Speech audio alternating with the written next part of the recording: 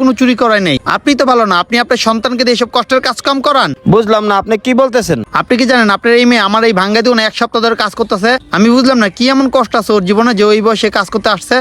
লামিয়া এসব কি শুনতেছি? আমি একজন মোবাইল বিজনেসম্যান, আর তোর মা হলো স্কুল টিচার, আর তুই ভাঙারের দোকানে কাজ করিস? আমার তো বিশ্বাস হচ্ছে না। এই জন্য তুই প্রাইভেটে যাস না, স্কুলে যাস না? কি শুরু করেছিস তুই এগুলো? তোর কি লজ্জা করে না? এই বয়সে কাজ করস, তোকে থাপ্পড় মারা উচিত। আব্বু দাঁড়াও, এটা আমি আমার জন্য করি নাই, এগুলি আমি আমার বান্ধবী সামিয়ার জন্য করছি। সামিয়ার জন্য মানে? তুই কেন সামিয়ার জন্য এত কষ্ট করলি? শোনো তাহলে আমি বলতাছি। কিরে সামিয়া, তোর মন খারাপ কেন? লামিয়া, তুই জানিস তো আমার বাবা অনেক অসুস্থ। আমাদের কাছে একটা টাকাও নয় বাবাকে মেডিকেলে ভর্তি করাবো।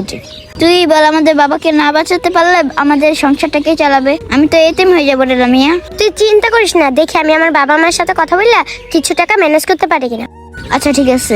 এবার তুমি বুঝতে পারছো আমি আমার বান্ধবীকে সাহায্য করার জন্য চেষ্টা করছিলাম। তুই এ কথা আমাকে বলতে পারতি, আমি ওদেরকে হেল্প করতাম। আমার কি টাকা পয়সা কম আছে?